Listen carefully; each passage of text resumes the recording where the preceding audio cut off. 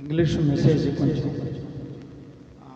More feeling ఇవ్వాలి లెక్క. కానీ మ్యాథ్యూస్ గారు ఎప్పుడు మాట్లాడినా బాగా వినసొప్పుగా వినటానికి ఇష్టంగా ఉంటుంది. అది ట్రాన్స్లేషన్ చేసే ఈ సమయం కొంచెం ఇబ్బంది కలిగిస్తుంది మిగతా వాళ్ళదైతే. మ్యాథ్యూస్ గారు మెసేజ్ మాత్రం తెలుగులో మాట్లాడుతున్నట్టుగానే అర్థవంతంగా ఉంటుంది. దేవాది దేవుడు మన దేహాన్ని లేదా మనిషిని నిర్మించిన విధానం, ఆ 3 భాగాలు, వాటి ప్రాధాన్యత, పనితీరు, అది ఎంత కూలంకుషంగా వివరించాడు. మరలా తెలుగులో విశ్లేషించాల్సిన అవసరమో లేదు. ఈ సమయంలో రెండవ దైవజనులు పెద్దలు ఐజక్ అన్న గారు అందిస్తారు. తాళ్ళూరు నుండి వచ్చిన దేవుని సేవకులు ఆనందరావు గారు వచ్చి వాక్య సాయం కొరకు క్లుప్తంగా ప్రార్థన చేస్తారు. తర్వాత పెద్దలు ఐజక్ గారు వాక్య సందేశం అందిస్తారు.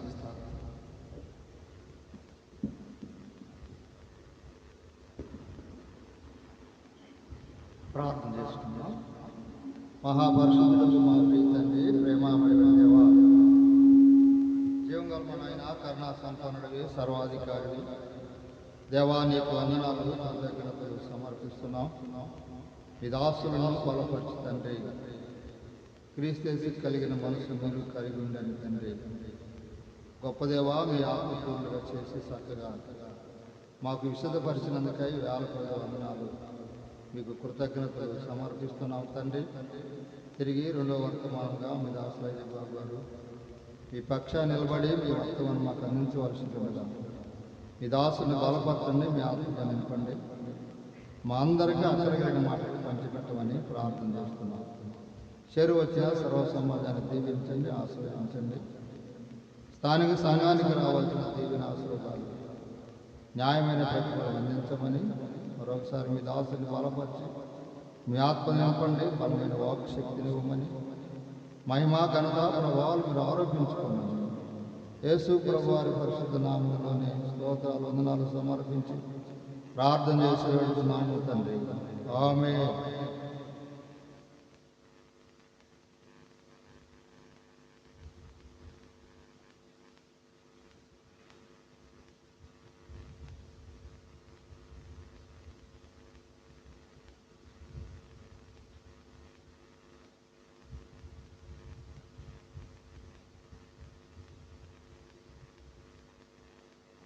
ప్రభు అయిన యేసుక్రీస్తు వారి శ్రేష్టమైన నామంలో చేరి ఉన్న దైవజనులు, అలాగే సహోదర సహోదరులు, యవన బిడ్డలందరికీ కూడా హృదయపూర్వకమైన వందనాలు తెలియజేస్తూ ఉన్నాను. మరి కొద్ది నిమిషాలు దేవుని యొక్క వాక్యాన్ని మనం ధ్యానం చేసుకోవాలి. సమయం 5 నిమిషాలు తక్కువగా 1 గంట, అంతేగా? 7 గంట అయిందా?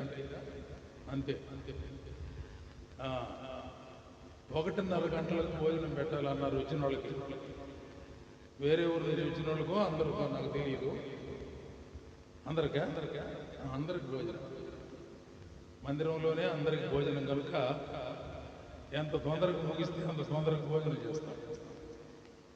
రోజు తినే అన్నమే కదా, అంత తొందర ఎందుకు? తింటాం కదా, ఆకలి కోసం తింటాము, అవసరాన్ని బట్టి తింటాము. దేవుని దాసులు మనకి ఎప్పుడు పడితే అప్పుడు రారు. దేవుని దాసులు రేరుగా వస్తారు కనుక మరి నిజంగా మ్యాథ్యూస్ గారు వచ్చి మన దగ్గరికి ఎన్ని సంవత్సరాలు అయిందో, సంవత్సరాలు అయిపోయింది. ఈ మధ్యకాలంలో కరోనా వచ్చింది. ఆయన మా దగ్గర ఒంగోలు వచ్చి అలా వాళ్ళు బాగున్నారు, వీళ్ళు బాగున్నారు అంటే వాళ్ళు 2 చచ్చిపోయారని చెప్పారు.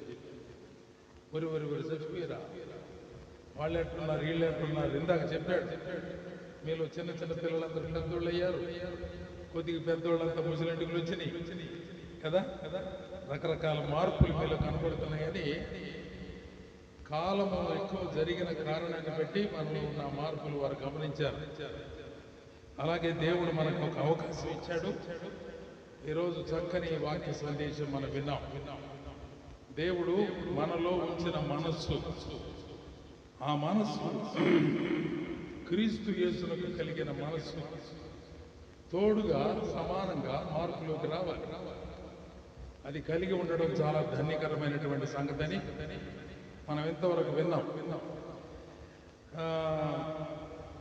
మ్యాచెస్ గారు చాలా మంచోడు కాబట్టి నిద్రపోవాలని ఏం అనలే. ఆయన ఏమనకపోయి నేను మంచిగా ముందు తీసుకుని అన్నానుగా, నిద్రపోయేవాళ్ళు నిద్రపోవాలి మనం చెప్పిలా. ఇప్పుడు మాత్రం ఈ 30 నిమిషాలు 20 సార్లు చెప్తాను ఏమని నిద్రపోవద్దని. మనం వచ్చింది నిద్రపోవడానికి కాదు కదా, నిద్రపోవటానికి అయితే ఇంటికి వండి ఖచ్చితంగా మంచం మంచుకొని నిద్రపోండి.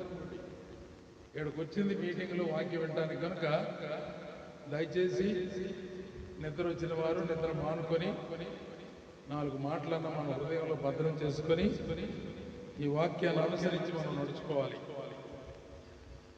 క్రీస్తు యేసునకు కలిగే మనస్సును గురించినటువంటి మాటలు ఇప్పటిదాకా చెప్పారు. విచిత్రమైన ఒక మాట చెప్పేదా, నేనేం వాక్యం చెప్పాలనుకుంటే అదే చదువుకున్నా. ఇంతకుముందు ఆయన వాక్యానికి లేవక ముందు పద్మారావు గారు తర్జుమా చేస్తారని అనుకున్నా. అన్నా మీరు పద్మారావు గారు వాక్యం తర్జుమా చేయండి, నేను రెండో మెసేజ్ చెప్పాలి కదా అని అనుకుంటూ ఫిలిప్పీ పత్రిక 2వ అధ్యాయంలో ఉన్న ఈ వచనం చదువుకుంటున్నా. పరిశుద్ధాత్మ దేవుడు ఎంత అద్భుతమైన వాడో, మన మనసులను ప్రేరేపించే దేవుని సేవకులను ఏ మాట ముఖ్యమైన మాట, ఈరోజు అవసరమైన మాట, అది దేవుని దాసుల నోట బయలుపరిచాడు. నేనైతే అంత డీటెయిల్గా చెప్పలేదు, అన్నగారు చాలా డీటెయిల్గా చెప్పాడు దాని గురించి, మనసును గురించి. అందుచేత నేను ప్రార్థన చేసి అట్టి మనసున్న వాళ్ళు చేసిన పనులు 4 చెబుతాం అనుకుంటున్నాను. దేని మీద మనసు ఎక్కువగా లగ్నం చేశారో అటువంటి వారిని గురించినటువంటి సంగతులు 4 మాటలు కానీ 5 మాటలు కానీ టైం పెట్టి చెప్పాలని నేను అనుకుంటున్నా. వారి జీవితాలలో వారు దేవుని కొరకు ప్రత్యేకమైన జీవితాలు జీవించారు. ఎవరలా జీవిస్తారు? క్రీస్తు యేసునకు కలిగిన మనస్సు కలిగి ఉండడానికి ప్రయత్నం చేసేవాళ్ళు మాత్రమే అలా చేయగలరు. కోతిని అడిగారంటే ఎవరు, కోతి ఎందుకు పుట్టేవారు? మీరు చెప్పండి చాలు జవాబు. చక్కని వాళ్ళందరినీ ఎక్కిరీయటానికి పుట్టానన్నాడు. అంటే కోతి బతుకులో చేయగలిగిన గొప్ప కార్యం, మంచి కార్యం ఏం ఉండదు. శాత అయితే ఎక్కిరీయటం తగ్గితే ఇంకేం చేయలేదు. ఏదన్నా చేసిందంటే కోతి పనులు చేస్తున్నాం అంటుంటాం. మనం కూడా ఏంద్ర కోతి చేష్టలు చేస్తున్నాం అంటున్నాం. కోతిలాగా మంచి పని చేసేవారండి కూడా అన్నాడు. ఊరు అన్నారు. So that is waste life. కానీ మనం క్రీస్తు ప్రభువునకు కలిగిన మనస్సు కలిగి సత్క్రియ చేయాలి, దేవుని గణపరచాలి, ప్రజలకు ఉపయోగపడాలి, మనం బహుమానం పొందాలి. దేవుని కొరకు మనం ప్రత్యేకమైన జీవితాలు చేయాలి. దేవునికి ఒక పర్పస్ ఉందని మనం ఇప్పటి వరకు విన్నాం. మనకు జన్మింపజేయడంలో ఒక ఉద్దేశం ఉంది, మనకు రక్షణ ఇవ్వడంలో కూడా ఒక ఉద్దేశం ఉంది. మనంతట మనం ఒక గురి కలిగి ప్రభువును పొందుకోవాలి. దేవుని ఉద్దేశం ఏంటో చెప్పేశాడు. మనం కూడా ఒక గురి కలిగి మనము పని చేయాలి, మనము ప్రవర్తించాలి, మనము జీవించాలి. అందుచేత ఈరోజు మన వాక్య ధ్యానంలో కొంతమంది వ్యక్తులను గురించి ఆలోచన చేస్తాం. కొంతమంది ప్రభువు నమ్ముకున్న వ్యక్తుల గురించి మనం ఆలోచన చేస్తాం. మనందరికీ బాగా పరిచయమైనటువంటి వ్యక్తి ఆదికాండ గ్రంథం 5వ అధ్యాయం 21వ వచనం. ఆదికాండము 5వ అధ్యాయం 21వ వచనం. మనోకు 65 ఏండ్లు బ్రతికి మెతూషలను కనెను. అనోకు మెతూషలను కనిన తర్వాత 300 ఏండ్లు దేవునితో నడుచుచు కుమారులను కుమార్తెలను కనెను. హనోకు దినములన్నీ 365 ఏండ్లు. హనోకు దేవునితో నడిచిన తర్వాత దేవుడు అతను తీసుకుని పోయినడు కనుక అతడు లేకపోయాను. హనోకును గురించి మనము బైబిల్ గ్రంథంలో 3 రెఫరెన్స్లు చూస్తాం. ఒకటి ఆదికాండ గ్రంథంలో చూస్తాం. రెండవది మనం గమనించవచ్చు హెబ్రీ పత్రికలో కూడా చూస్తాం. హెబ్రీ పత్రికలో చూడండి 11వ అధ్యాయం 5-6 వచనాలు. హెబ్రీలకు రాసిన పత్రిక 11వ అధ్యాయం 5-6 వచనాలలో హనోకును గురించి వ్రాయబడిన మాట. విశ్వాసమును బట్టి హనోకు మరణము చూడకుండానట్లు కొనిపోబడెను. అతడు కొనిపోబడక మునుపు దేవునికి ఇష్టడై ఉండినని సాక్ష్యము పొందాను. కాగా దేవుడు అతని కొనిపోయిన కనుక అతడు కనబడలేదు. విశ్వాసము లేకుండా దేవునికి ఇష్టడై ఉండుట అసాధ్యం. దేవుని యొద్దకు వచ్చేవాడు, చదవండి, దేవుని యొద్దకు వచ్చేవాడు ఆయన ఉన్నాడనియు తను వెదకే వారికి ఫలము దయచేవాడనియు నమ్మవలను కదా. 3వ రెఫరెన్స్ యోధా పత్రిక. అందులో ఒకే అధ్యాయం ఉంది. 14వ వచనం చూడండి, 14-15 వచనాలు. ఆదాము మొదలుకొని 7వ వాడైన హనోకు కూడా వీరిని గూర్చి ప్రవచించి ఇట్లా నేను అందరికి తీర్పు తీర్చుటకును భక్తిహీనులందరూ భక్తిహీనముగా చేసిన వారి భక్తిహీన క్రియలను గూర్చియు పాపులు విరోధముగా చెప్పిన కఠినమైన మాటలన్నిటిని గూర్చి ఒప్పించుటకు వేవేల పరిస్థితుల పరివారంతో వచ్చాను అనే మాటలు మనం చదువుతాం. ఇక్కడ 3 రెఫరెన్స్లు ఉన్నాయి. హెబ్రీలకు రాసిన పత్రికలోనేమో హనోకు యొక్క పర్సనల్ లైఫ్, వ్యక్తిగత జీవితం. ఆది కాండములో రాసిన సంగతుల్లోనేమో హిస్ ఫ్యామిలీ లైఫ్, కుటుంబ జీవితం. అలాగే యోధా పత్రికలో మనం చదివితే ఆయన సాంఘిక జీవితం, సోషల్ లైఫ్. మొదటిది personal life, 2 family life, 3 social life. ఇంగ్లీష్లో చెప్పా. 1 పర్సనల్ లైఫ్, చదువుకున్న వాళ్ళు చాలా మంది కనపడుతున్నారు అందుకు. 2వది ఫ్యామిలీ లైఫ్, 3వది సోషల్ లైఫ్. తెలుగులో వ్యక్తిగతమైన జీవితం, కుటుంబ జీవితం, సామాజిక జీవితం. చెప్పండి, వ్యక్తిగత జీవితం. నేను అన్న మాటలు మీరు అనలేదా? తెలుగేగా, ఇంగ్లీష్లో అయితే ఎవరు అనలేదులే. తెలుగులో అనండి. వ్యక్తిగత జీవితం, కుటుంబ జీవితం, సామాజిక జీవితం లేక సాంఘిక జీవితం, 2 ఒకటే. మనలో కూడా, విశ్వాసంలో కూడా ఈ 3 భాగాలు ఉన్నాయి. మన వ్యక్తిగత జీవితం ఉంది, మనకు కుటుంబ జీవితం ఉంది, మనము సమాజంలో ఉండే జీవితం కూడా ఉన్నది. లేనోళ్ళు ఎవరు చేయొద్దండి. నాకు వ్యక్తిగత జీవితం ఏమీ లేదు అనేవాళ్ళు ఎవరు చేయొద్దండి. మాకు ఇల్లు లేదు, తల్లిదండ్రులు లేరు, పిల్లలు లేరు, భార్య లేదు అనేవాళ్ళు ఎవరు ఉన్నారా? అటుగా నాకు అసలు సమాజంతోనే పని లేదు, నేను ఒక ఇంటికి పోను, ఊరికి పోను, బజారుకి పోను, వేరే చోటకి పోను అనేవాడు ఉన్నారా? ఈ 3 జీవితాలు మనుషులందరికీ ఉంటాయి, విశ్వాసులకు కూడా ఉన్నాయి. హనోక్ అనే భక్తుని యొక్క జీవితంలో ఈ 3 సంగతులు మనం గమనిస్తే ఆ భక్తుడి జీవితంలో ఉన్న ప్రత్యేకత ఏందో మనం చూస్తే మనం కూడా మాదిరిగా ఉన్న జీవితాన్ని నేర్చుకోవాలి. వ్యక్తిగతంగా ఎలాంటి వాడు? హెబ్రీ గ్రంథంలో ఉన్న మాట చదువుతాం, చూడండి, ఇప్పుడు చదవండి. హెబ్రీ పత్రిక 11వ అధ్యాయం చదివే 5-6 వచనాలు. విశ్వాసమును బట్టి హనోకు మరణము చూడకుండానట్లుగా కొనిపోబడెను.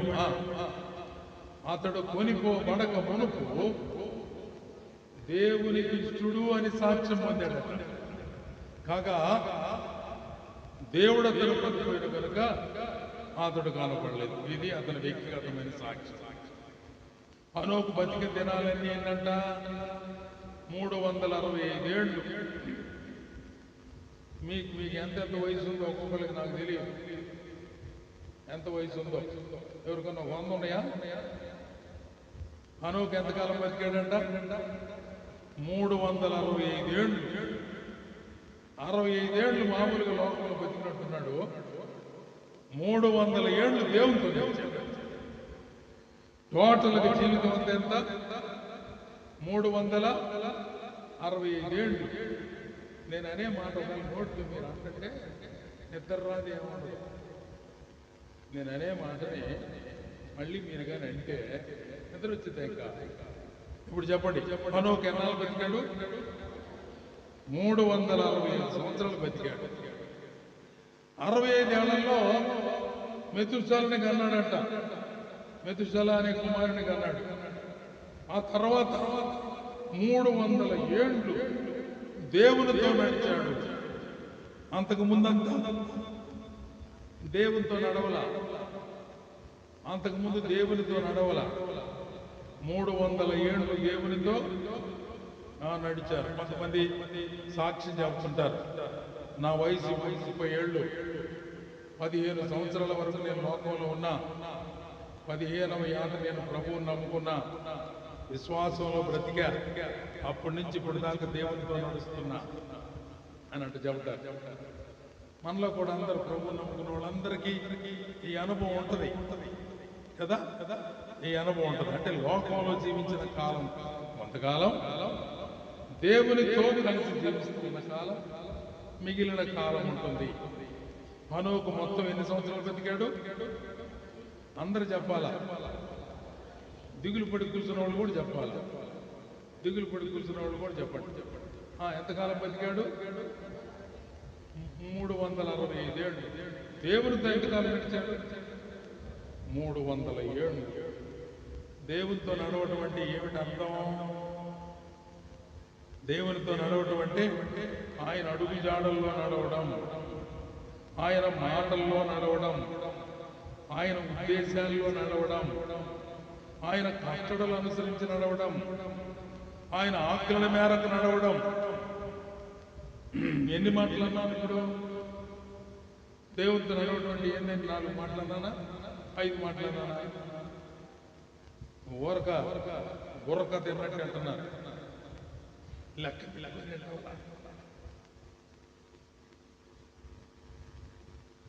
శ్రద్ధగా వినండి, జాగ్రత్తగా వినండి. దేవునితో నడవడం అంటే దేవుని యొక్క ఉద్దేశాలు అనుసరించి, దేవుని చిత్తాన్ని అనుసరించి, దేవుని ఆజ్ఞలను అనుసరించి, దేవుని కట్టడలను అనుసరించి, దేవుని మాటలను అనుసరించాలి. ఓకే, ఇప్పుడు జాగ్రత్తగా విన్నారు కదా. ఇప్పుడు అడిగితే కూడా చెప్తారు, నాకు తెలుసు. దేవునితో నడుచుట అంటే ఒక పెద్ద ఆయన కొడుకు చిన్న పిల్లోడు, వాళ్ళిద్దరు నడుస్తున్నారు. పిల్లలు మామూలుగా నడవరు, పిల్లలు రకరకాలుగా నడుస్తుంటారు. కొంతమంది ఎగురుకుంటూ నడుస్తారు, కొంతమంది కాళ్ళు అటు తిప్పుతూ నడుస్తారు, కొంతమంది రకరకాలుగా నడుస్తారు. పక్కనుండ పెద్ద ఆయన చేయమంటే ఏమంటాడు చెప్పండి? అరే సరిగా నడవరు, కుదురుగా నడవరా అంట. కుదురు కంటే ఎట్టా అంటే ఈ పెద్ద ఆయన చెప్తాను, నేను ఎట్లా నడుస్తున్నాను అంటున్నాడు. అంటాడా? నేను నడిచినట్టుగా నడు అంటాడు. యేసు ప్రభువు కూడా తాను నడిచినట్టుగా మనం నడవాలని మన చెయ్యి పట్టి నడిపిస్తా ఉంటాడు. నమ్ముకున్న బిడ్డలను చెయ్యి పట్టుకొని నడిపిస్తూ ఉంటాడు. తండ్రి తన కుమారుని నడిపించినట్లు, తండ్రి తన కుమారునికి నడక నేర్పించినట్లు, సరిగ్గా నడవడం చేత కాకపోతే తాను ఎట్ట నడుస్తున్నాడో చూపిస్తూ, అందుకనే మొదటి పేతురు పత్రికలో మనం చదువుతాం అన్నమాట, క్రీస్తు యేసు వలె మనం కూడా నడవాలి. అందుకోసమే ప్రభు మనకు మాదిరి ఉంచిపోయాడు, తన అడుగు జాడలను మాదిరిగా ఉంచాడు. పేతురు మొదటి పత్రికలో చూడండి ఆ మాట.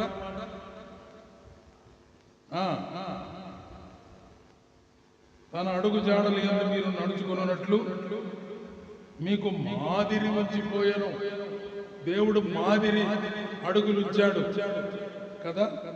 ఏమిటా మాదిరి అడుగులు అని అంటే చూడండి, మాదిరి అడుగులు ఉంచిపోయాను. ఏమిటా మాదిరి అడుగులు? ఆయన పాపము చేయలేదు. వచనాలు కనపడ్డాయి. ఎందుకే?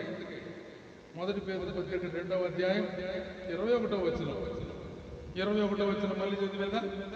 చూడండి 21వ వచనం. క్రీస్తు కూడా మీ కొరకు బాధపడి మీరు తన అడుగు జాడలు యందు నడుచుకున్నట్లు మీకు మాదిరి ఉంచిపోయాను. దేనికోసం ఈ మాదిరి అంటే మనం కూడా జాగ్రత్తగా నడవడం కోసం. ఆయన అడుగు జాడల్లో అడుగులేసి నడవడం కోసం. ఏమిటా మాదిరి అడుగులు? 5 అడుగులు కనపడతాయి అక్కడ. 1, ఆయన పాపము చేయలేదు. 2, ఆయన నోట ఏ కపటము కనబడలేదు. 3, ఆయన దూషించబడి బదులు దూషించలేదు. 4, ఆయన శ్రమ పెట్టబడి బెదిరించలేదు. 5, న్యాయముగా తీర్పు తీర్చు దేవునికి తను తాను అప్పగించు. యేసు ప్రభు మనకు మాదిరిగా ఉంచిపోయిన 5 అడుగులు అయ్యి. ఎన్ని అడుగులు? 5 అడుగులు అయ్యి. ఈ 5 అడుగులు మనం నోటికి చెప్పగలిగితే ఏముంటుంది? గుర్తుపెట్టుకుని చెప్పగలిగితే బాగుంటుంది. ఎందుకంటే లెక్కలు బాగా రావాలంటే ఎక్కాలు రావాలి. చిన్నప్పుడే ఎక్కాలు నేర్పిస్తారు, టేబుల్స్ నేర్పిస్తారు. ఎక్కాలు రాకుండా లెక్కలు అంత తేలిక నేర్చుకోలేదు. ఒకటి లెక్కలు సరిగా రాలేదని అర్థం ఏం తెలుసా? వాడు చిన్నప్పుడు ఎక్కాలు నేర్చుకోలేదని అర్థం. ఈ రోజుల్లో టేబుల్స్తో పాటుగా ఎన్నెన్నో టేబుల్స్ వచ్చినాయి కదా. చాలా కాంపోజిట్ మ్యాథమెటిక్స్ అయినాయి. చాలా సూత్రాలు ఉంటాయి అందులో. సూత్రాలు రాకుండా లెక్కలు రావు. ప్రాబ్లమ్స్ సాల్వ్ చేయలేం. ఫిజిక్స్లో కానీ, కెమిస్ట్రీలో కానీ, మ్యాథమెటిక్స్లో కానీ కదా. జనరల్ మ్యాథమెటిక్స్ వేరు, కానీ కాంపౌండ్ మ్యాథమెటిక్స్లో చాలా కేర్ఫుల్గా సూత్రాలు తెలుసుంటారు. ఏ సూత్రం యాడ ఉపయోగించాలని. దేవుడు తన పిల్లలకు 5 అడుగులు ఇచ్చిపోయాడు. కనీసం 5 ఎక్కాలు రావాలి కదా. మామూలుగా 20 ఎక్కాలు రావాలి. కనీసం 8 ఎక్కాలు రావాలి. ఇప్పుడు మనకి 5 ఎక్కాలు అనుకున్నాం. మొదటి ఎక్కం, మొదటి మాట, మొదటి అడుగు. ఆయన పాపము, అందరు పలకండి, ఆయన పాపము చేయలేదు. 2వది, ఆయన నోట ఏ కపటము కనబడలేదు. 3వది, ఆయన దూషించబడి బదులు దూషించలేదు. 4, ఆయన శ్రమ పెట్టబడి బెదిరించలేదు. 5, న్యాయముగా తీర్పు తీర్చు దేవునికి తను తాను అప్పగించుకున్నాడు. ఈ 5 అడుగులు మనం నేర్చుకోవాలి. ఈ 5 అడుగులు మనం అనుసరించాలి. ఈ 5 అడుగులు మనం వేయటం కానీ సాధ్యమైతే క్రీస్తు యేసునకు కలిగిన మనస్సు కలిగిన వారం అవుతాము. అర్థమైందా? యేసు ప్రభు పాపము చేయలేదంట. ఆయన నమ్ముకున్న ప్రజలమైన మనం పాపము చేయకుండా జాగ్రత్త పడాలి. ఆయన నోట కపటం లేదంట. మన నోట కూడా అబద్ధాలు, కపటాలు ఉండడానికి వీలు లేదు. ఆయన శ్రమ పెట్టబడినా ఎవరిని బెదిరించాల, దూషించబడినా బదులు ఎవరిని దూషించాల. న్యాయంగా తీర్పు తీర్చే దేవుడు ఉన్నాడు. ఆయనకే అప్పచెప్పుకున్నాడు. ఒకవేళ ఈ 5 అడుగుల్లో మనం ధరిస్తే వ్యక్తిగత జీవితంలో ఏమైనా ఇబ్బందులు ఉంటాయా? కుటుంబ జీవితంలో ఇబ్బందులు ఉంటాయా? సంఘ జీవితంలో ఇబ్బందులు ఉంటాయా? సమాజ జీవితంలో ఏమైనా ఇబ్బందులు ఉంటాయా? ఆలోచించండి. అబద్ధం ఆడటం వల్ల మన వల్ల వచ్చే నష్టం ఎవరికేం లేదు. మన మీద ఎవడు నేరం మోపలేదు. మనం ఎవరిని దూషించడం వల్ల, మనం ఎవరిని బెదిరించడం వల్ల చాలా మర్యాదగా ఉంటున్నాం. మన వల్ల సమాజానికి నష్టమేమి, వ్యక్తిగతంగా మనకు కూడా నష్టమేమి, కుటుంబంలో నష్టమేమి, సంఘములో నష్టమేమి. అలాగైతే మనము నడవవలసిన అడుగులు ఇవే. హనోకు యొక్క జీవితంలో, తన వ్యక్తిగత జీవితంలో దేవుని వెంట నడిచాడు. దేవుని చెయ్యి పట్టుకొని నడిచాడు. దేవుడు ఎట్లా నడుస్తున్నాడంట? నడుస్తున్నాడు. దేవుడు ఎట్లా నడుస్తున్నాడంటే క్రీస్తు ప్రభు వేసినటువంటి అడుగు జాడలు గుర్తుపెట్టుకొని మనం చెప్పాలా. ఇప్పుడు యేసు ప్రభు నడిచిన అడుగులో పక్క రాసుకొని నేను ఎట్లా నడుస్తున్నాను? ఆయన పాపము చేయలేదు, నేను పాపం చేయలేదని రాద్దామా? నేను పాపం చేస్తున్నానని రాద్దామా? ఆయన నోట ఏ కపటము లేదు, నా నోట కపటం ఉందా లేదా పరీక్ష చేసుకొని రాసుకుందాం. ఆయన దూషించబడి బదులు దూషించలేదు, మనం బదులిస్తున్నామా లేదా ఆలోచన చేసుకోవాలి. అలాగే శ్రమ పెట్టబడి ఆయన బెదిరించలేదు. మనం ఎలా ఉన్నాం? మన పరిస్థితి. మనకు ఏదైనా అన్యాయం జరిగిందంటే సంఘ పెద్దలను పిలిపించి, సేవకుడిని పిలిపించి, పెద్దోళ్ళని పిలిపించి, తల్లిదండ్రులను పిలిపించి ఈ సంగతి తేల్చుకొని అంటున్నావా? న్యాయముగా తీర్పు తీర్చే దేవుడు ఒక ఆయన ఉన్నాడు. మనుషులైతే మనం చెప్పిన మాటలని ఏదో రకంగా చెప్తారు, కానీ దేవుడైతే న్యాయంగా తీర్పు తీరుస్తాడు. ఇందులో అనుమానం ఏమన్నదా? ఏమనుమానం? ఇది కదా మనం నడవవలసిన అడుగులు, ఇది కదా మనం పాటించవలసిన అంశం. అందుచేత హనోకు వలె తన వ్యక్తిగత జీవితంలో, కుటుంబ జీవితంలో, సమాజ జీవితంలో, ఇప్పుడున్న విశ్వాసులకు ఎక్స్ట్రాగా సంఘ జీవితంలో, ఆ దినాల్లో సంఘాలు లేవు. అందుకని సంఘ జీవితంలో మనము దేవునికి ఇష్టలుగా నడుచుకోవాలి. దేవునికి ఇష్టడు అని సాక్ష్యం పొందాడు హనోకు. ఏం సాక్ష్యం పొందాడు దేవుని ద్వారా? దేవునికి ఇష్టడు అని. ఇప్పుడు దాకా మనం విన్నాం. దేవునికి ఇష్టలుగా ఉండాలంటే మన మనసు ఎలా ఉండాలి? మన మనసు ఎలా ఉండాలి? క్రీస్తు యేసునకు తిరిగిన మనసు, క్రీస్తు యేసు తగ్గించుకున్నట్లుగా తగ్గించుకోవాలి. క్రీస్తు ప్రభు ఎలా పరిశుద్ధమైన జీవితం జీవించాడు, అలా పరిశుద్ధమైన జీవితం జీవించాలి. 1:30కు ముగిస్తామని చెప్పినా కూడా 10 నిమిషాలు వృధా చేసుకోవటం మనోళ్ళు. కమ్మంగా నిద్రపోతున్నా. చెప్పు, నీకెందుకు ఇంకో 10 నిమిషాలు చెప్పు అంటున్నాను.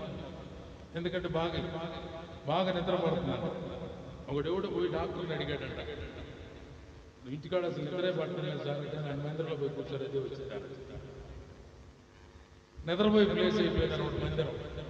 It's a place for resting లాగా. ఏంద్రా సంగతి అంటే కరెక్ట్గా ఫ్యాన్ గాలి వచ్చే దగ్గర, కిటికీ దగ్గర కుర్చీ ఆనుకొని ప్రశాంతంగా ఉంటాం, కమ్మంగా నిద్రపోతుంటాం. దేవుని సన్నిధిలోకి వచ్చినప్పుడు భయంగా ఆ 1 గంట సేపు వాక్యం విని దేవుడు నాతో ఏం మాట్లాడుతున్నాడు శ్రద్ధగా నేర్చుకోవాల్సిన బాధ్యత లేదా? ఈ 3 మాటల్లో హనోకు యొక్క వ్యక్తిగత జీవితం దేవుని వలన సాక్ష్యం పొందాడు. విశ్వాసము కలిగిన వ్యక్తిగా, దేవునికి ఇష్టడైన వ్యక్తిగా. విశ్వాసము లేకుండా ఒకడు దేవునికి ఇష్టడై ఉండుట అసాధ్యం. దేవునికి ఇష్టడుగా ఉన్నాడంటే అర్థం ఏమిటి? అతని విశ్వాసం చాలా పటిష్టమైంది, బలమైంది, వృద్ధి చెందుతుంది. మనందరి దగ్గర విశ్వాసం ఉంది, కానీ వృద్ధి చెందుతుందా? బలంగా ఉందా? స్థిరంగా ఉందా? అంతకంతకు పైకి పెరుగుతుందా? అప్పుడు ఎంతున్నావు, ఇప్పుడు కూడా అట్నే ఉన్నావా? ఎలా ఉన్నావు? విశ్వాసములో వృద్ధి చెందాలి. ఓ మొక్క నాటుకున్నాం, రోజు మొక్క పెరుగుతుంటే నాటిన వాళ్ళకి సంతోషమా? తీసుకొచ్చేసిన రోజు 2 ఆకులు ఉండి అట్నే ఉంటే బాగుంటుందా? పెరుగుతా ఉండాలి. కుండీల్లో పెంచుకునే మొక్కలు ఎంత అయిపోయినాయి ఇప్పుడు ఇళ్లల్లో. ఇంట్లో లోపల పెట్టుకొని ఫ్యాన్ కింద పెట్టి, లైట్ కింద పెట్టి, కొద్దిగా నీళ్లు పోసి, ఇన్ని పోసి కొద్దిగా నీళ్లు పోసి పెదకూడదు. అవి ఆడే అవి మరకొచ్చి చెట్లు అయ్యి, దానికి ఫలాలు రావు, పువ్వులు రావు, ఏముండవు. వాడు బతికుంటారంటే బతి. సంఘంలో చాలా మంది ఇట్లాంటి కుండీలు బ్యాచ్ ఉంటారు. ఏం బ్యాచ్ అయ్యి? బతికుందా? పచ్చగుందా? ఆకులు ఉన్నాయా? ఉన్నాయి. ఎదిగిందా? ఆడికి ఎదిగేది లేదు, ఏమి లేదు. అప్పుడు ఎట్లుందో, కొన్న రోజు ఎట్లుందో, 5 ఏళ్ళు అయినా కూడా అట్లనే. ఇట్లాంటి మరొకటి విశ్వాసులు ఉన్నారు. వారి వల్ల ఏం సంతోషం ఉండదు. మరొకటి పిల్లలు చూస్తే తల్లిదండ్రులు కూడా భలే బాధ ఉంటుంది. ఈత ముక్కలు అనే ఒక ఊరిలో సువార్త ప్రకటన చేయడానికి వెళ్ళినప్పుడు ఒక తల్లి ఒక బిడ్డను తీసుకొని వచ్చి ప్రార్థన చేయమంటుంది సేవకుడి దగ్గర. మేము అప్పుడు చిన్నవాళ్ళు. వాడు పిల్లవాడు బాగా ఎత్తులో ఉన్నాడు, ఎంత ఎత్తులో ఉన్నాడు. ప్రార్థన చేయాలి. ఏందమ్మా పిల్లవాడికి ఏం బాగలేదా? బాగలేదు కదే, వాడికి 23 ఏళ్ళు అయ్యా. వాడు చూడయ్యా బాగా ఎత్తులో ఉన్నాడు, ఇంతోడైనా ఎదగటం లేదయ్యా. ఓ ఎదుగుదల లేకపోతే తల్లిదండ్రులు కూడా చాలా బాధ. వారు ఎదగాలి, వారు వృద్ధి చెందాలి, వారు ఫలించాలి. చెప్పండి, ఎదగాలి, వృద్ధి చెందాలి, ఫలించాలి. మళ్ళీ చెప్పండి, ఎదగాలి, వృద్ధి చెందాలి, ఫలించాలి. ఏ స్టేజ్లో ఉండను? నువ్వే స్టేజ్లో ఉండాలి. ఎదిగే స్టేజ్లో ఉన్నావా? వృద్ధి చెందే స్టేజ్లో ఉన్నావా? ఫలించే స్థాయికి వచ్చావా? మీరు బహుగా ఫలించడం నా తండ్రి మహిమ పొందును, మహిమ పరచబడను.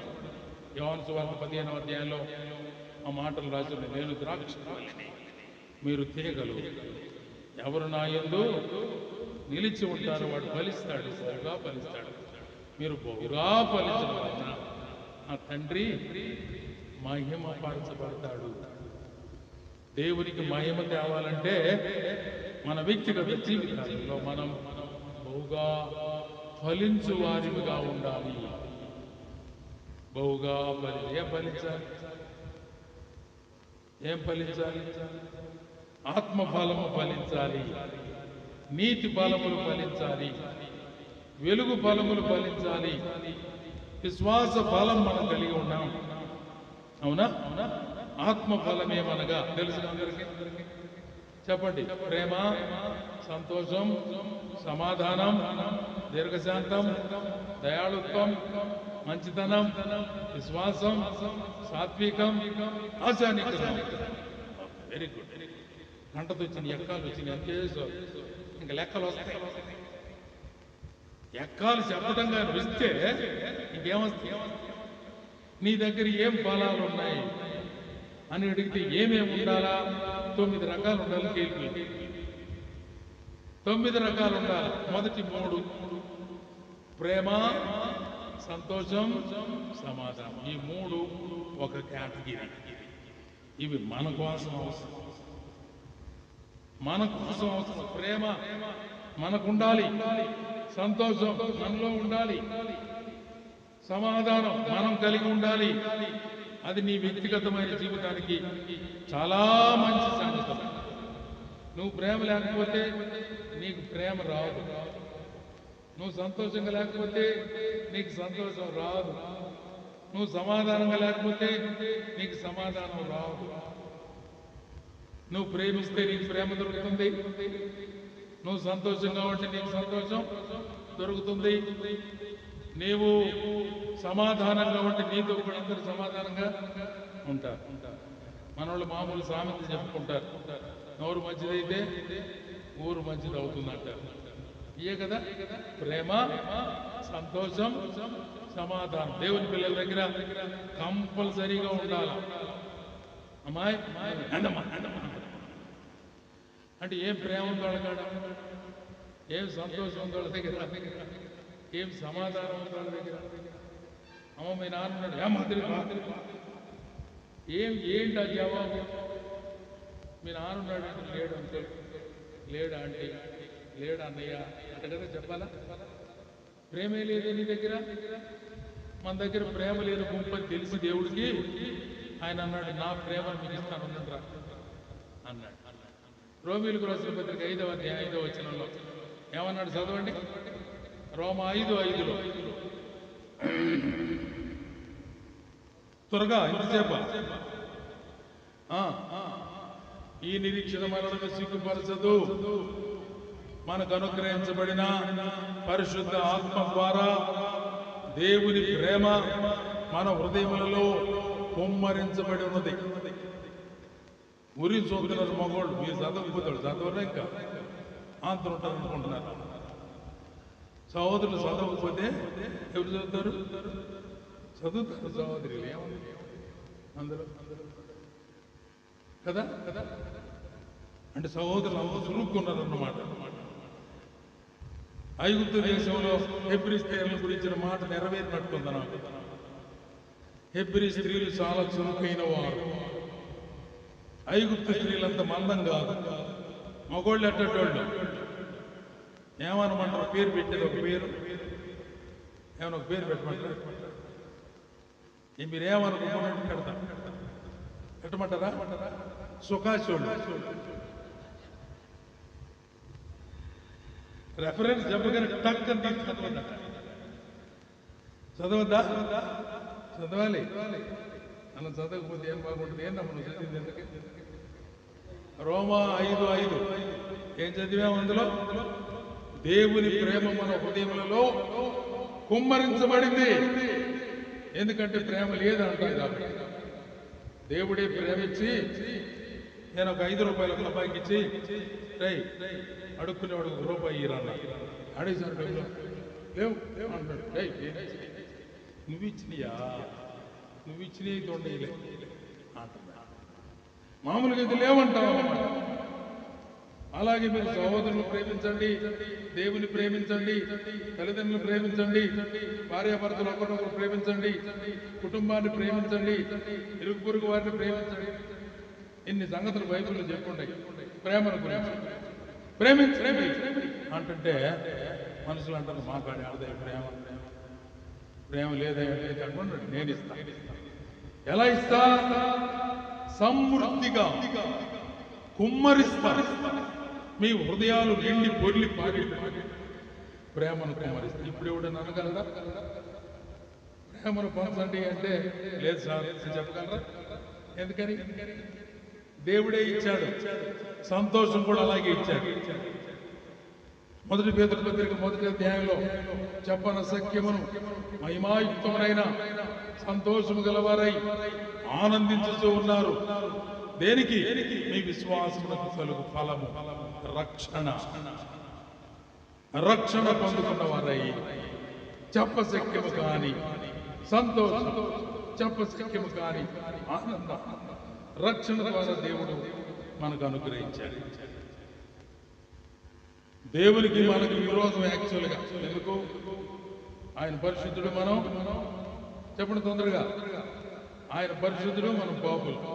ఆయన నీతిమంతుడు, మనం అనీతిమంతులు. ఆయన పరలోకం ఉండేవాడు, మనం భూలోకం ఉండేవాడు. ఆయన శాశ్వత కాలం జీవించేవాడు, మనం సత్యవాడు. మనం క్షయమైపోయేవాడు. మనం దేనికి పెరిగినవాడు. మన యందు మంచి కొంచెం కూడా లేదు. అయితే దేవుడు మనలను సమాధానపరుచుకున్నాడు. తన కుమారుని ద్వారా సంధి చేశాడు. శిలువ రక్తము ద్వారా మనలను కడిగాడు. మనలను కుమారులుగా, కుమార్తెలుగా స్వీకరించి నిప్పుకు నీళ్లకు పడనట్టు ఉండాల్సిన వాళ్ళం ఎప్పుడు ఎత్తుకరణ ఒకటిగా చేసినట్టు సంధి చేసి. ఈ వచనాలన్నీ బైబిల్ గ్రంథంలో ఉన్నాయి. ఓకేనా? అందుచేత దేవుడే మనకు సమాధానం ఇచ్చాడు, దేవుడే మనకు సంతోషం ఇచ్చాడు, దేవుడే మన హృదయాల్లో ప్రేమను నింపాడు. దేవుడు మనకేమేమి ఇచ్చాడు? దేవుడు మనకేమేమి ఇచ్చాడు చెప్పండి. ప్రేమనిచ్చాడు, సంతోషం ఇచ్చాడు, సమాధానం ఇచ్చాడు. అవే మనం ప్రభు కొరకు ఫలించాలి, వాటిని విస్తరింప చేయాలి, వాటిని ఇతరులకు పంచాలి. అవన్నీ కలిగి ఉండడమే, అవి పంచడమే క్రీస్తు యేసులకు కలిగిన మనస్సు. అర్థమైందా మీకు? మీరు ప్రేమగా ఉన్నారా? సాతానుడు మళ్ళీ ట్రిక్కులు నేర్పిస్తుంటాడు. ఆదాము దగ్గరికి వచ్చి ట్రిక్కులు నేర్పించాడా? అవ్వ దగ్గరికి వచ్చి నేర్పించాడా? ఒప్పుకున్నారు, అంతవరకు సంతోషం. అవ్వ దగ్గరికి వచ్చే నేర్పించాడు. స్త్రీల దగ్గరికి వచ్చి చెప్తాడు, నీ భర్తతో ఓవర్ ప్రేమగా ఉంటే అసలు మాట ఎంత మగోళ్ళు అని పలకరింగలు అదే అను, ఏసడించుకో, సేదరించుకో, దూరంగా పెట్టు, ఎట్లాంటి ట్రిక్కులన్నీ నేర్పిస్తాడు అనమాట. ఎవరు ట్రిక్కులు? దేవుడేం చెబుతున్నాడు? ప్రేమ కలిగి ఉండు, సంతోషంగా ఉండు, సమాధానంగా ఉండు దేవుడు చెప్తాడు. సాతానుడు ఏం చెబుతున్నాడు? ప్రేమ చూపించబాక, సంతోషం ఉండబాక, సమాధానం ఉండబాక అంటాడు. ఎవరు మాట వింటే లాభం పొందుతాం? దేవుని మాట వింటేనే కదా. ఎవరి మాటకు లోబడాలి మనం కదా. కానీ ఎవరి మాట వింటుంటాం? ఎందుకు సాతాను మాట వినేది? సాతాను మాట వినుట ద్వారా నష్టం, సాతాను మాట వినుట ద్వారా సంతోషాన్ని కోల్పోతాం, సమాధానం ఉండదు, ఊరికి ఎదురు చేద్దాం అనుకుంటాం, కానీ ఆ తర్వాత చాలా ఇబ్బంది అయిపోద్ది. దేవుని నమ్ముకున్న సహోదరులైన వారు చాలా జాగ్రత్తగా ఉండాలి, సహోదరులైన వారు కూడా చాలా జాగ్రత్తగా ఉండాలి. వ్యక్తిగత జీవితాలు చాలా కేర్ఫుల్గా ఉండాలి. హనోకు 1:30 అయిపోయిందమ్మా, గడియారం అయిందా? నలుగురు రైతులు చెప్తానండి నేను. అయిపోయిందా? ఇంకేమైంది? ఒకరితో అయిపోయిందా? హనోకు తోటే అయిపోయింది. దావీదుని గురించి చెప్దాం అనుకున్నా, దానియేలు గురించి చెప్దాం అనుకున్నా, మోషేను గురించి చెప్దాం అనుకున్నా, మరియమ్మను గురించి చెప్దాం అనుకున్నా, చాలా మంది వాళ్ళు ప్రయారిటీస్ వేరుగా ఉన్నాయి. దేవుని కోసం వారు జీవించిన విధానం సరేలే. కొద్దిగా డీటెయిల్ చెప్పుకొని ఒక ఆయనని చెప్తున్నాక ఎవరి సంగతి చెప్తున్నాం? మనోకు సంగతి. ఎంతకాలం బతికాడు? 365 ఏళ్ళు బతికాడు. 65 సంవత్సరాలు మామూలుగా లోకంలో బతికాడు. 300 ఏండ్లు దేవునితో నడిచాడంటే అర్థం ఏమిటి? దేవుని ఆజ్ఞలకు లోబడ్డాడు, దేవుని కట్టడలకు లోబడ్డాడు, దేవుని మాటలకు విధేయత చూపించాడు, దేవుని ఉద్దేశాన్ని గ్రహించాడు, దేవుడు చెప్పినట్టే చేశాడు. దేవునితో నడవడం అంటే దాని అర్థం అది. మరి మనం దేవునితో నడుస్తున్నామా? హనోకు వలె దేవునితో నడిచే వ్యక్తిగత అనుభవం ఉందా?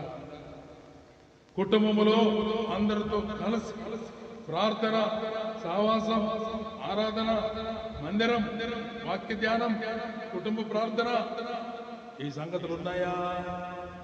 కుటుంబంతో కూడా అలాగే ఉన్నామా? సంఘములో ఎలాగున్నా? దేవుడు నీకు ఏ బాధ్యత ఇచ్చాడో ఆ బాధ్యత నెరవేరుతున్నావా? సమాజంలో నీవు ఉన్నటువంటి స్థలంలో ప్రభు కోసమై సాక్షిగా ఉన్నావా? ఫిలిప్పీ పత్రికలో మనం చదువుతాం, వెలిగించబడిన జ్యోతుల వలె అన్ని జనుల మధ్య జీవవాక్యమును చేతపట్టుకుని ప్రకాశిస్తూ ఉండాలి. సమాజంలో ప్రభు కొరకు ప్రకాశించే జ్యోతుల్లాగా మనం ఉండాలని దేవుడు చెప్తున్నాడు. అందుచేత ఒకళ్ళ జీవితం అయినా పర్వాలేదు, చాలు. చాలా మాటలు చెప్పుకునేటట్టు ఒక మాట. ఎవరి జీవితం? హనోకు జీవితం, హనోకు వ్యక్తిగత జీవితం, హనోకు కుటుంబ జీవితం, హనోకు యొక్క సామాజిక జీవితంలో దేవునికి ఇష్టడుగా జీవించాడు, దేవుని మహిమపరుస్తూ జీవించాడు, మనం కూడా దేవునికి ఇష్టలుగా జీవించాలి, దేవుని మయంపరిచే వారిగా ఉండాలి, ఇతరులకు మాదిరిగా ఉండాలి. అలా ఉండటానికి మనకందరికి ఇష్టమేనా? ఇష్టం లేకపోతే నేర్చుకోవటం కుదరదు. ఇష్టమేనా? ఇష్టమే. ట్రైనింగ్ ఇచ్చేటప్పుడు ఎవరైనా కూడా ట్రైనింగ్ క్లాసెస్లో థియరీ ఉంటుంది, ప్రాక్టికల్స్ ఉంటాయి. ఏముంటాయి? థియరీ ఉంటుంది, ప్రాక్టికల్స్ ఉంటాయి. ఖచ్చితంగా టీచర్స్ ఏం చెప్తారంటే, ట్రైనర్స్ ఏం చెప్తారంటే, ఈ సిద్ధాంతం, ఈ థియరీ ఇది, దాన్ని ఇట్లా చెయ్యాలా అని చెప్తారు. అంతేనా? అంతే. డ్రిల్ మాస్టర్ గారు డ్రిల్ మాస్టర్ గారు కాలేజీలో కానీ స్కూల్లో కానీ ఎక్సర్సైజ్ చెప్తారు. 1 2 3 4 అని నడుము అంతే పైకి లేచి అంటే అని చెప్తారు. అయిపోయిన తర్వాత అందరిని చేయమంటారు. 1 2 3 చెప్తానే ఉంటారు. అందరు చేస్తా ఉంటారు. ఒక పిల్లోడిని ఒక బల్ల మీద నిలబడతాడు. మాస్టర్ చెప్పిందంతా ఈ పిల్లోడు చేస్తా ఉంటాడు. వీడు చేసినట్టు జనం అంతా చెయ్యాలి. అంతేగా? దాన్ని మాస్టర్ డ్రిల్ అంటారు. అక్కడ నిలబడ్డవాడు తప్పు చేసాడు అనుకో, ఎదురుకున్న వాళ్ళందరూ తప్పు చేస్తారు. అందుకని మాస్టర్ కాన్సన్ట్రేషన్ అంతా ఎవరి మీద ఉంటుంది? ఇక్కడ నిలబడ్డ వాడి మీద ఉంటుంది.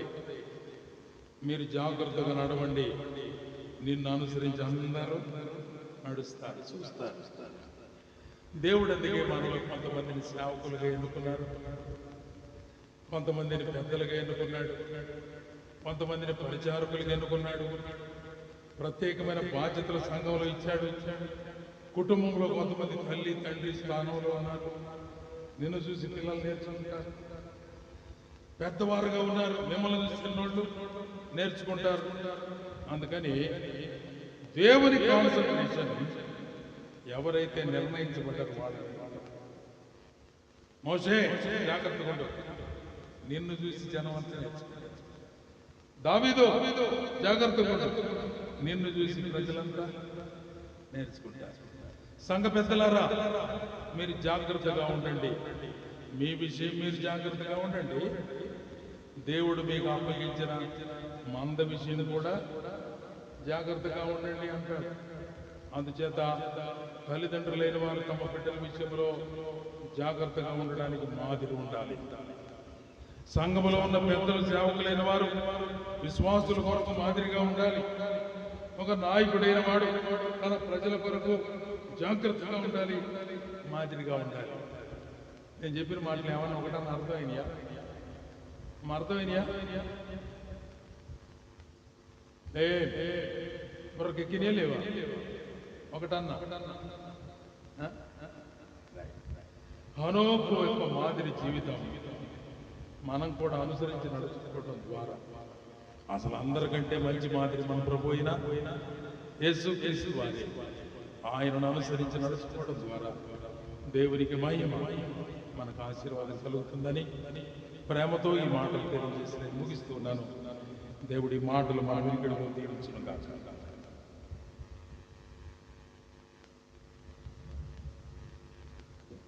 దేవుడికి స్తోత్రాలు. శ్రేష్టమైన లేఖన భాగాలు ఆలకించాము. సమయంలో ఇద్దరు దేవుని సేవకులు ప్రార్థన చేసిన తర్వాత దైవజనులు ఆశీర్వాదిస్తారు. ఆ తర్వాత సెలవు తీసుకుంటాం. తాళ్ళూరు మీటింగ్స్, కాంప్లెక్స్ దైవజనులు గారు ప్రార్థన చేసి ఓపెన్ చేస్తారు. ఆ తర్వాత డిస్ట్రిబ్యూట్ చేస్తారు. ఆగస్టు నెల 15, 16, 17 3 దినాలు. ఇప్పుడు వాక్యం అందించిన మ్యాథ్యూస్ గారు ఉన్నారు. సభలకు దైవజనులు ఐజక్కన్న గారు, అదే సమయంలో బండి రాజారావు గారు, పాంప్లెట్లు ఐజక్కన్న గారు ప్రార్థన చేసి పాంప్లెట్ కాళ్ళు మీరు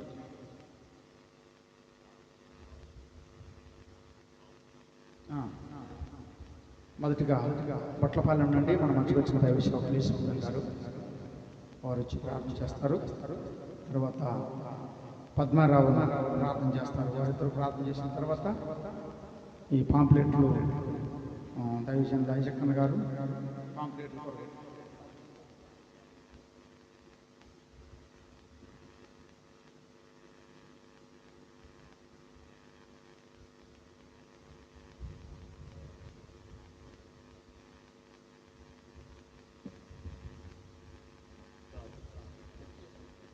ప్రార్థన చేసుకుందాం. మమ్మల్ని మిక్కిలిగా ప్రేమించిన మా ప్రియాపరులకు దయగల దేవా స్తోత్రాలు వందనాలు నాయన. మరి ఈ దోషగారు మీరు ఏర్పాటు చేసుకున్న సంఘాన్ని బట్టి మిమ్మల్ని స్తుతిస్తూ మహిమపరుస్తున్నాం. తిరిగి మా ప్రభు మరి ఈరోజు మీ దాసులైన శ్రేయస్ గారిని అలాగనే అజయకణ అలాగనే నన్ను శ్రీనగర్ కాలి నుండి కూడా నాయన మీ దాసులను మా మధ్యకు నడిపించి మా ప్రభు ఇద్దరు దాసుల ద్వారా మీరు అందించిన లేఖన భాగాలను బట్టి మిమ్మల్ని స్తుతిస్తూ మహిమపరుస్తున్నాం నాయన. స్తోత్రాలు ప్రభు. సంఘాల క్షేమం కొరకు ప్రార్థిస్తున్నాం. సంఘాల్లో ఉన్న వారి యొక్క కుటుంబాల యొక్క క్షేమం కొరకు ప్రార్థిస్తున్నాం నాయన. స్తోత్రాలు అయా. మీ దాసులు అందించిన లేఖన భాగాన్ని బట్టి మిమ్మల్ని స్తుతిస్తూ మహిమపరుస్తున్నాము. తిరిగి మా ప్రభు మరి మాతో కూడా నాయన మీ దాసులు ఎంతో ఆశీర్వాదకరం దీవెనకరం ఎంచుకున్నాము నాయన. స్తోత్రాలు. తిరిగి మా ప్రభు అందించిన లేఖన భాగాలు మా హృదయాలలో నాయన మా ఆలోచనలో తలంపుల్లో ఉండేలాగా సహాయం చేయమని ప్రార్థిస్తున్నాం. తిరిగి చేరొచ్చిన సమాజాన్ని సంఘాన్ని మమ్మల్ని అందరినీ చేతులకు అప్పగించుకోండి. మా ప్రభు అయిన యేసుక్రీస్తు వారి యొక్క పరిశుద్ధమైన నామంలో ప్రార్థించి మహిమలాడు వేడుకొనుచున్నాం తండ్రి. ఆమేన్. పరిశుద్ధుడు ఒక తండ్రి, జీవాధిపతి, మా విమోచకుడు ప్రభువా, హనోకు భక్తి జీవితం నాయన మాదిరిగా ఉండబట్టి ఆయన నిష్ఠుడిగా తీసుకున్నాను. ఆ ప్రేమ నేటికి నీ వ్యక్తపరుస్తూ కొనసాగిస్తూ క్రీస్తునందు బయలుపరిచిన ఆ జీవాన్ని మేము కూడా పొందులాగున్నాం. అనేక మంది భక్తుల జీవితాలు వారు మాదిరిగా ఉండి కొనసాగి మీలో సన్నిధికి చేరారు. యుగాంతమందు మాకు కూడా క్రీస్తు యేసునందు కలిగిన ఈ గొప్ప అనుభవాన్ని ఆ మనస్సు మాలో నిలిపి కొనసాగిస్తున్నందుకై స్తుతిస్తున్నాం. మా మాదిరి మా జీవం యేసు ప్రభువే. ఆయన కనబరించిన ఆ గొప్ప మాదిరి జీవితాన్ని ఈ లోకంలో ఉండగా ఆయన చేసిన గొప్ప మాదిరిని ప్రభా మేము బోధించేవారు. సంఘాలలో పెద్దలు, సువార్థికులేని, పరిచారకులేని సంఘమంతా ప్రభా మిమ్మలను గురికలిగి మీరు ఇచ్చిన గురియతకు మేము చేరులాగున మాతో ఉండి నడిపించే దేవుడు అని స్తుతిస్తూ ఇద్దరు దాసుల ద్వారా మీరు అందించిన వాక్యమును స్థిరపరిచి చేరి వచ్చిన ప్రతి ఒక్కరిని ప్రభా మీకు ఇష్టలుగా ఆలోచించమని ఇంకను ఇక్కడున్న స్థానిక సంఘ పరిచర్యలు సేవకులు పాల్గొన పెద్దలు పరిచారకులు సహోదర సహోదరులందరినీ కూడా ప్రభా మీ ప్రేమ యందు మీ కృపలో భద్రపరిచి నడిపించుదరని మీ పరిచర్యలో పాల్గొన్న బిడ్డలందరినీ మరి కార్యక్రమాన్ని నడిపించిన యేసు గారిని ఆయా స్థలాల నుంచి వచ్చిన సేవకులు పెద్దలందరినీ ప్రత్యేకించి అయ్యకన్నా అదేవిధంగా మ్యాథ్యూస్ ఎంతో అమూల్యమైన సమయం అందించారు. వారికి కావలసిన ఆరోగ్యము, బలమును, శక్తిని మరి ఎక్కువగా ఆయా స్థలాలలో మీ సాక్షులుగా మీ వాక్యాన్ని అందించగలగటానికి కావలసిన శక్తిని బలమునిచ్చే దేవుడు అని చేసిన మేలులన్నిటిని బట్టి మీకు కృతజ్ఞతా స్తుతులు చెల్లిస్తుంది. యేసు ప్రభువారి ఘనమైన నామములోనే స్తోత్రములు చెల్లించి ప్రార్థించి అడిగి వేడుకుంటున్నాము తండ్రి. ఆమేన్. ఈ సమయంలో మన ఎదుట ఉన్నటువంటి ఈ తాళ్ళూరు మీటింగ్స్ పత్రికలు వారు ముద్రించి తీసుకుని వచ్చారు. ఈ నెలలోనే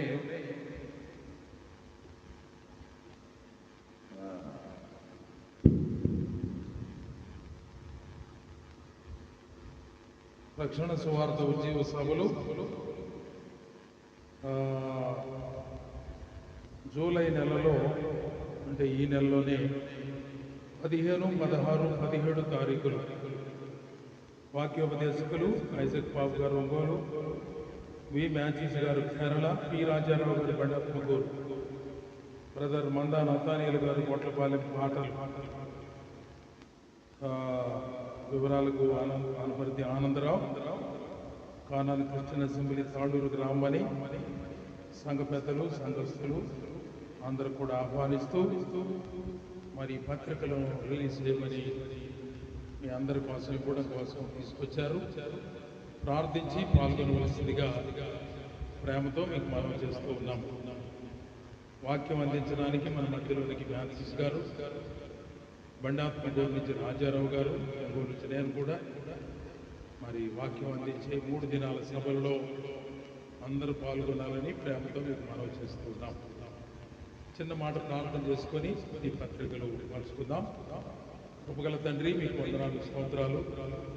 తాళ్ళూరు గ్రామంలో జరిగే సభల కోసమై ముద్రించబడిన ఈ ప్యాంప్లెట్లను డిస్ట్రిబ్యూట్ చేస్తూ ఉండగా మీ కృపలో జ్ఞాపకం చేసుకొని అనేకులు ఈ సభలకు వచ్చి వాక్యం విని మేలు పొందడానికి అవసరమైన కృప దీవెన మెండారుగా మీరు అందించాలని కోరుకుంటూ వాక్యోపదేశకులను సిద్ధపరిచి మీరు తీసుకుని రమ్మని మీ సన్నిధానంలో వేడుకుంటూ ఉన్నాము. నమ్మదగిన దేవుడవని కృతజ్ఞతలు చెల్లిస్తూ ఈరోజు ఇక్కడ జరిగినటువంటి మీటింగులో మీ దాసులను బలపరిచి మీరు అందించిన శ్రేష్టమైన మాటలను బట్టి మీకు వందనాలు. ఈ సంఘాన్ని చేరువచ్చిన ప్రజలందరినీ దీవించి మీ కృపలో వర్ధిల్ల చేయమని యేసు ప్రభు నామములో ప్రార్థించి వేడుకుంటూ ఉన్నాము తండ్రి, ఆమేన్. పరమ తండ్రి అయిన దేవుని ప్రేమ, ప్రభు అయిన యేసుక్రీస్తు వారి మహాకృప, పరిశుద్ధాత్మ దేవుని అన్యోన్య సహవాసం, సమాధానం సకల పరిశుద్ధులకు ప్రభు రాకడ పర్యంతం సదాకాలం తోడయుండి నడిపించును గాక. ఆమేన్. అందరికి వందనాలు.